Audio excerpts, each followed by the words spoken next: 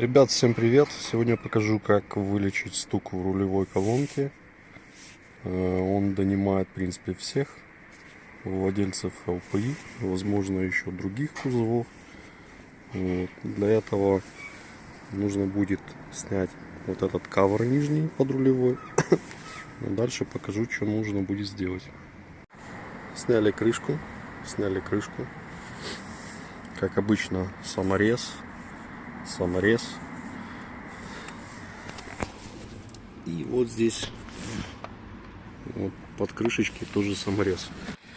Приподнимаем вот эти вот места защелок, выводим с зацепов.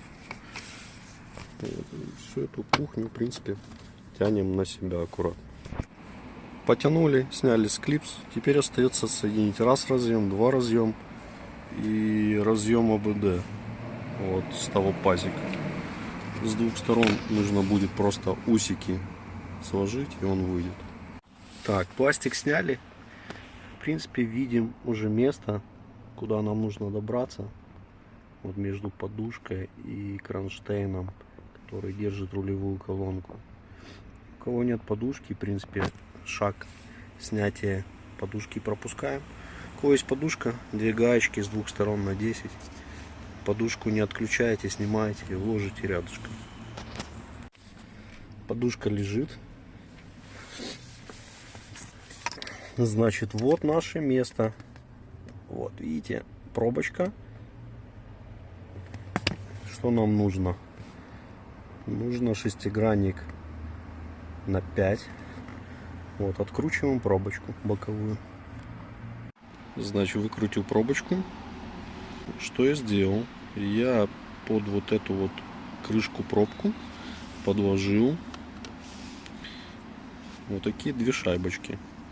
Точнее, шайбочку и кусок медного пятака вырезал. Вот, пятак поставил самый последний под крышку, упор. А вот эта вот шайбочка, она упирается в пружинку. Значит, диаметр шайбы 9 мм. И толщина вот этого вот сэндвича вышла 1,5 мм. То есть 1,5 мм дополнительного прижима пружины позволило полностью устранить дребезжание рулевой колонки на брусчатке, на плохой дороге. Вот. То есть подбираем свою высоту вот этого вот бутерброда. Возможно, кому-то нужно будет миллиметр, кому-то 1,5, кому-то 2. Вот смазочка. Вставляем в этот под пружину. Вот, затягиваем крышкой. Ну и проверяем на дороге. Я себе это дело поставил осенью. И такого стука с рулевой колонки абсолютно не было. Такая вот быстрая доработка позволит наслаждаться тишиной в салоне. Немного смазочки. Все это дело не падает. И позволяет спокойно закрутиться вот в ту дырочку. Все. Всем благ. Всего хорошего. Пока. Так, забыл сказать один момент. Колонку рулевую я снимал летом. Думал, что стук идет от резиновой шестеренки демпферной, которая на электромоторе.